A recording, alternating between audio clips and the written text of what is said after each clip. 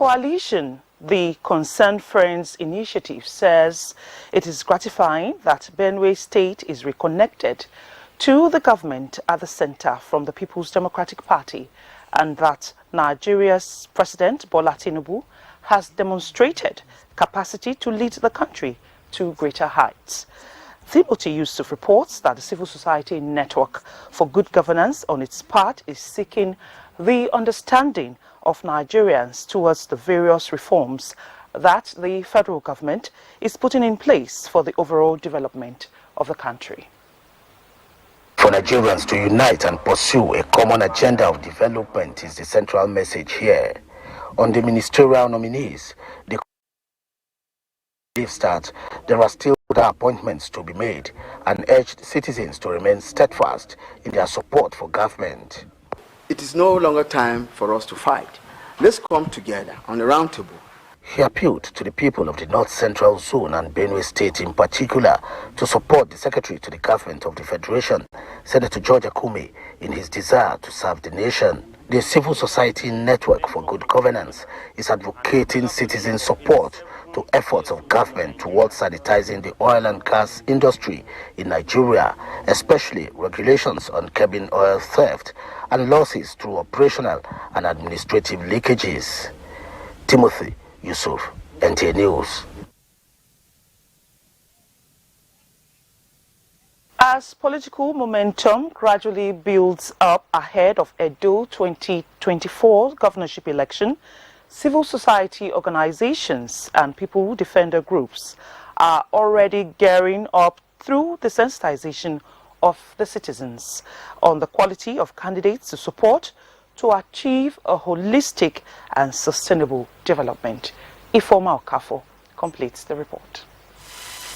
Democratic governance are believed to be the bedrocks of development and progress of every society and its citizens.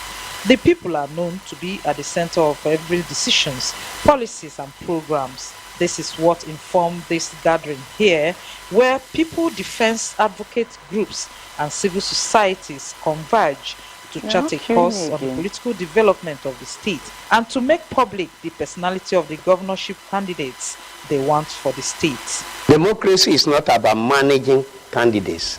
It's about knowing the quality and the pedigree of the person. What are his track records? Is he prepared for this job? Does he know what it means to become a governor or hold a public office? How much does he know of the terrain that they want to rule over? They also suggest that the way to go is for political parties to do away with zoning at the primary elections and main election, but rather throw the contest open for all the aspirants. In Benin, Ifoma Okafo, NTA. Now, the menace of trafficking in persons has remained unabated in the country, despite the efforts of the National Agency for the Prohibition of Trafficking in Persons, NAPTIP, to curb the trend. The Benin Zonal Command is also part of the fight, as it recently rolled out a project targeted at rescuing the physically challenged who are also now victims. Rosemary Omani visited the office to get more information on the project and the rate of the crime in Edo State. Incessant human trafficking and irregular migration in Benin and other parts of Edo State has been a source of concern to the Edo Zonal Command of the NAPTIP and other relevant authorities. Little wonder, research has it that while a total of 124 convictions were secured by NAPTIP across Nigeria from January 2022 to July 2023, only Edo State Command secured 44 convictions to its credit from January to July 2023. More disturbing at present is the trafficking of persons living with disabilities. The reason the United Nations in this year's celebration of World Day Against Trafficking in Persons also recognized the physically challenged. The head legal and prosecution unit, Victoria Oburo, representing the commander, Edo State, said they are on top of the game to reduce the menace to the barest minimum. Some time ago, we had a case of a young girl who had hearing impairment, and she reported the case here, and we're able to step in, intervene, and rescue the child involved in it. Every Thursday has been spelled out by the agency for us, our unit, to go out to the public to pass the message of human trafficking or enlighten people on issues of human trafficking. Edo State Command of the Nigerian Police and the Nigeria Association of Female Journalists, among others, collaborate the efforts of the NAPTIP. You would recall that it started with the Nigerian police force. Now, federal government has ceded that aspect of the investigation to NAPTIP to handle. Like I said, they are doing well. They are very, very active on this. Millions of young people, Nigerians, lost their life in the Mediterranean Sea, in the desert. It's a very, very pathetic situation. That's why we have been clamoring, and we have been having different stakeholders meeting to make sure that irregular migration is curbed to the barest minimum here in Edo State. Though Edo State may be recognized to be actively involved in the ugly practice, all hope is not lost as the state government and other stakeholders continue to put measures on ground to checkmate the criminal act. In Benin, Rosemary Omani, NTA News. To discuss more on this issue, I have here with me in the studio the Commander, Benin Zonal Command of NAPTIP. He is Unduka Unwanwini. Sir, you're welcome to the program. Thank you so much for having me here. And so, trafficking in vulnerable groups, this is quite an odd criminality, wouldn't you say? And so, why do people, go into this ugly venture? To what purpose? Well, there are so many reasons why people go into, trafficking. It's a crime, but basically they go into it for greed or to make money. Human trafficking is the third most lucrative illegal business in the world after drug and firearms. So they go into it to make money. Like I said, they invest so little in it and make so much money. I mean, you can imagine a victim being asked to pay 50,000 euros or 40,000 euros, as the case may be. Meanwhile, the amount of money the trafficker will have spent in taking the victim, to the destination country will not have more than maybe $1,500 or $2,000.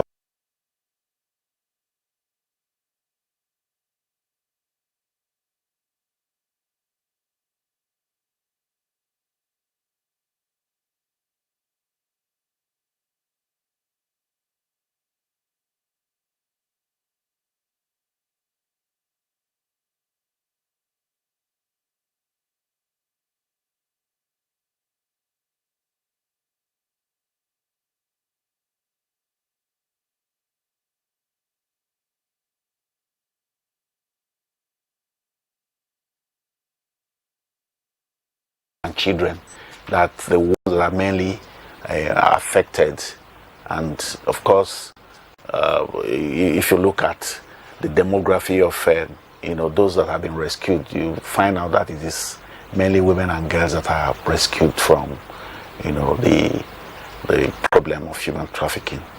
And so what measures, has the agency, NAPTIP, now taken to combat this trend? Especially, let's look at also add to that question the fact that you also synergize with other security agencies. So how has this collaboration helped in combating, this ugly trend? Yes, collaboration has been very effective because right from the beginning, NAPTIP, it's quite clear about it that the agency cannot do it alone.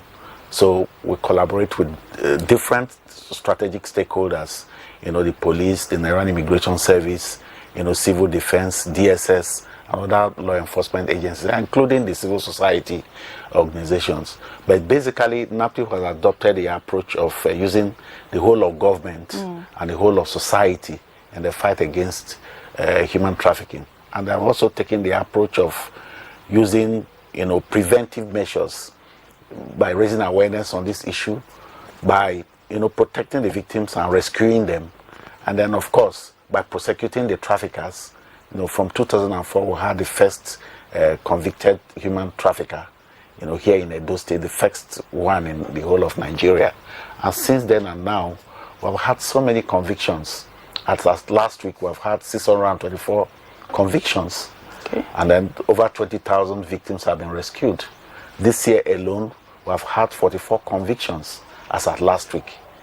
So you can see these steps that have been taken is to deter others from going into the crime of human trafficking. But of course, wherever there are people, there's always a tendency, to commit a crime. NAPTIP is very, very unrelenting, and under the current leadership of Professor Fatima Waziri-Yazi, we have stepped up the effort to make sure that human trafficking is brought to the barest minimum. Just last week, on Sunday, we had the World Day Against Human Trafficking. 30th July every year is declared by the United Nations as the World Day Against Human Trafficking. And we have to target the disabled persons with disability, because we discovered also that from among them, traffickers go to recruit them. So you can see how heinous the crime is and how vicious the traffickers are, recruiting, persons with disability into, trafficking rings and exploiting them. And we are saying no to it. And of course, we continue to make arrests, to make sure that a clear message is sent, to all and sundry. And so we talked about security agencies, the synergy you have with them. What about the members of the public? What do you expect from, the public? Yes. As the ordinary Nigerian? Yes. In fact, everybody, it's not just ordinary. Everybody, should join the train, to end human trafficking. Because trafficking takes place within our neighborhood, within our families, within our communities. And so we have a duty and a responsibility to report cases of human trafficking wherever it occurs. Even if you don't want to give us your name, just give us the appropriate report. And of course, there is a toll-free number for MTN users, 627. The moment you call that number from anywhere you are. Very short, 627. Yeah, 627. MTN for MTN users. Anywhere you are in the country, somebody will respond, to you, and then, of course, there will be interventions.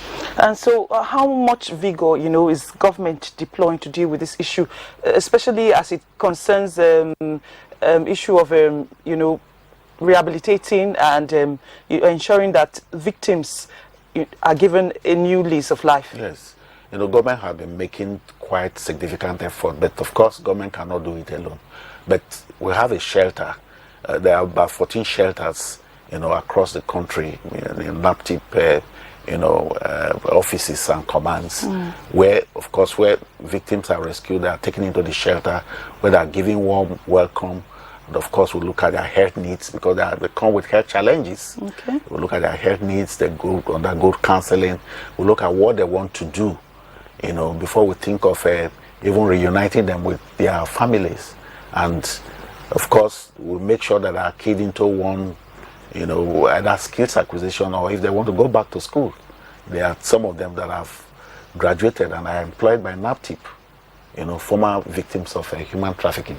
So, but outside of that, majority of them want to take into one of the skills acquisition, either, catering or hotel management, fashion and design, hairdressing, bead making and all that, soap making. And we get them trained. We have our partners. Victims that are physically challenged, do they also have these, benefits? Can they also benefit from this? We are doing profiling of all the victims, that are very vulnerable, and of course the ones that are, trafficked. We are, trying to compile and, get the appropriate information so that we can even rescue them. But amongst them that are vulnerable, we are going to do profile them, and then see the kind of assistance we can render to them. And of course, disability there's ability in disability. So the moment we're able to identify what they want to do, we don't force them to pick up any skills. The moment they make their choice, we guide them through that positive choice they have made and see how we can assist them. And so many of them have been assisted. Yeah. Okay, so any last words, to concerning this issue? Yeah, my last take on this is that issues of human trafficking affects the entire society, and so the entire society owes it a duty to make sure that we bring it to an end. Let us shine our eyes very well, to detect, issues of trafficking wherever it occurs and report to the appropriate authorities. You can walk into NAPTIP, you can give a call, like I said, 627, and of course there will be interventions. So make sure that anybody that is in that trafficking situation is rescued and then the trafficker arrested. So let's have it as a duty to make sure that we make the society safer by saying no to human trafficking. Many thanks, Unduka Wanweni, the commander, Benin Zonal Command of NAPTIP, for joining us here on Panorama to discuss on this very topical issue. Many thanks, sir. Thank you so much, NTA, for the support. All right. Yeah. Moving on, Edo State government and the Federal Road Safety Corps are consolidating their synergy to address the increasing rate of road crashes in the state. This was part of the agreement reached between the state governor and the Corps when the governor, Godwin Obaseki, granted audience to the zonal commander, Assistant Corps Marshal Chukwuma Njoku, who was in the government house on a courtesy visit. Good luck, Inaini reports. Governor Obaseki, who expressed dismay at the increasing carnages on the highways across the state, occasioned by failed roads, wants the zonal command to step up its games in ensuring that accidents are curtailed. He says emergency response mechanism will be upscaled with enough ambulances rolled out, as well as training first responders to handle emergency cases. He also directed the State Commissioner for Public Safety and the Corps work out modalities that will help in training officials of the State Traffic Management Agency.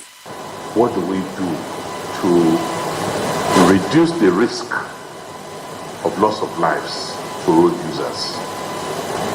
The carnage on the Abuja Bridge, you saw it. So, cannot be described. Benin Auchi Road, we know any minute from now to be cut off again, and we will not be able to move goods and passengers on that road. We would like to see how we can work with our own traffic agency to subject as many of our drivers, particularly commercial drivers, to requisite training. Assistant Corps Marshal Chukwuma Njoku reeled out some major achievements the Corps has recorded in checkmating road crashes and rescue of accident victims. Include increasing the number of command in the state from 12 to 17, with Afuze, Igwebe, and Fuga benefiting.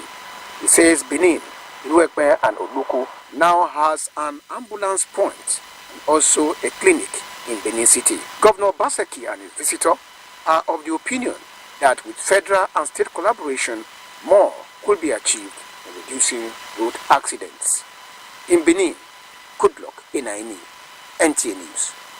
The National Inland Waterways Authority, NIWA, and the Meteorological Agency of Nigeria, NIMET, are partnering on ways of enhancing safety on waterways, while signing a memorandum of understanding between both agencies in Abuja.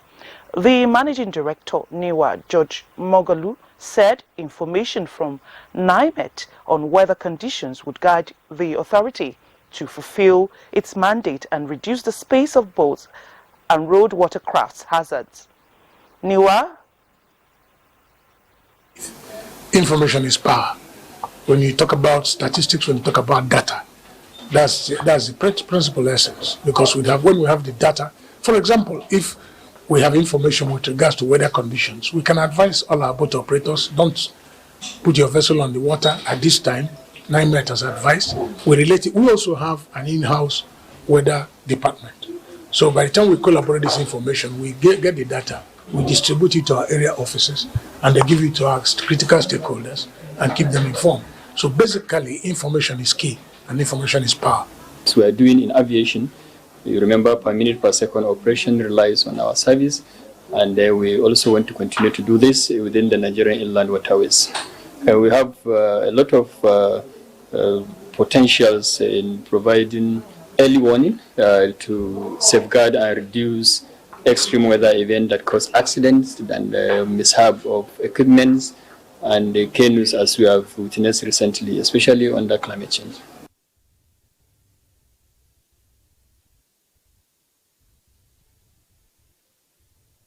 Up 13 rescue stations in 24 offices across the country. The Memorandum of Understanding is expected to last for 2 years and could be reviewed. It's now time for our break. Panorama continues shortly. Please stay with us. The counsel of our fathers. I will urge and advise our younger generation to use talent and brain to sort out problems, not arms. Nigerian youths, let's build our nation. My advice to these young people is please do not take us back to those harrowing days. You probably do not know what it is. I believe we have fought one civil war too many in this country. So those who experience it will run away from it. Nigerian youths, let's build our nation together.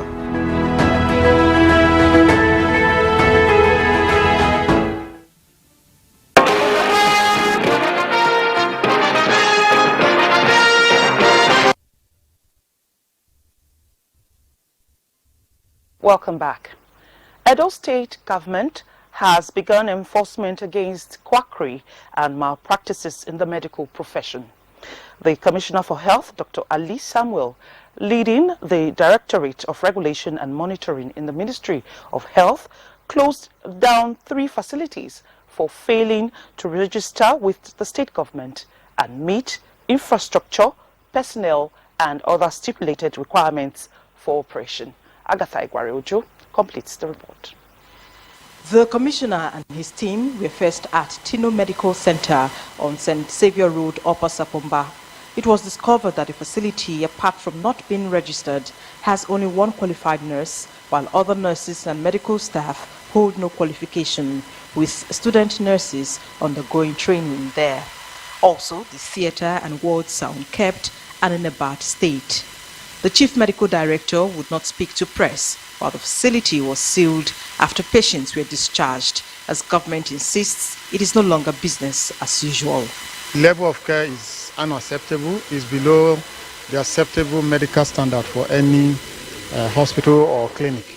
This very hospital, the theater is below, in fact, that's not even a theater. We cannot call that as a theater. That is a mockery.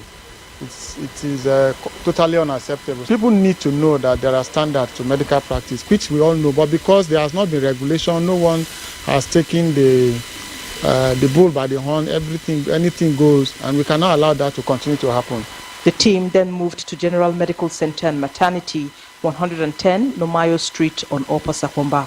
The story is saying medical officers operating there do not have the requisite qualifications and infrastructure yearning for overhaul. The team's attention was drawn to the case of a woman admitted for days in a critical condition, gasping for breath and swollen stomach. Just what we are trying to prevent.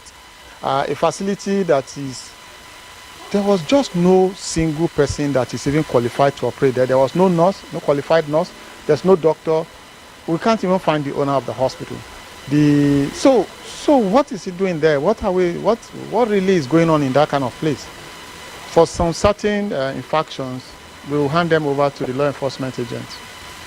At the Medics Healthcare and Diagnostics at 203 Upper Sapomba, the commissioner queried qualifications of laboratory scientists at the facility not registered. Government says in the coming days, more facilities will be closed down, and it will drive enforcement even to the grassroots to safeguard the health of Edo people from quacks. In Benin, Agatha Igwariojo, NTA News. Up next is Sports Update with Ayodeji Makinde. We begin with basketball, where President Bola Tinubu and First Lady Oluremi have both congratulated the Tigers for winning the 4th consecutive AfroBaskets Championship title in Rwanda. The First family described the team's achievement as a remarkable improvement in the standard of female basketball on the continent after the Tigers beat arch-rivals Senegal 84-74 points to win their 6th title on the continent. I think they just need to consolidate on that, looking at our pre-Olympic qualifiers and also the World Cup. For the girls, they've done us proud. In the meantime, First Lady Oluremi Tinubu has urged the Super Falcons to go all out for victory against European champions, the 3 Lionesses of England, in the round of 16 at the FIFA Women's World Cup Down Under. Nigeria reached consecutive back-to-back knockout stages after a second-place finish in Group B behind Australia.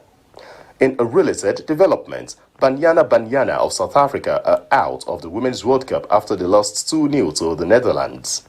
Goals from Jill Road in the 9th minute and Lynette Berestin's 68th minute were all the Dutch needed to overpower South Africa and set up a showdown with Spain on Friday in the quarterfinals.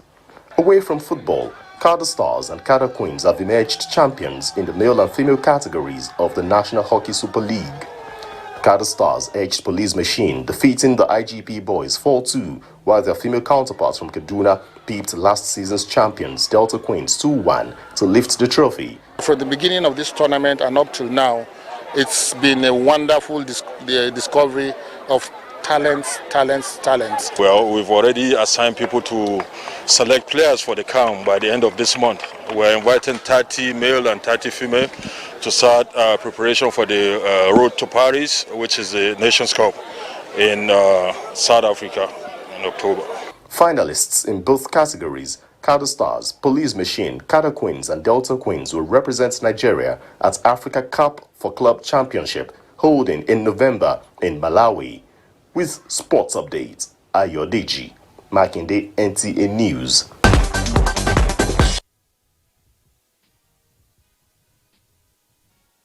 On Panorama today, it reached you live from the Nigerian Television Authority, NTA Benin Network Center.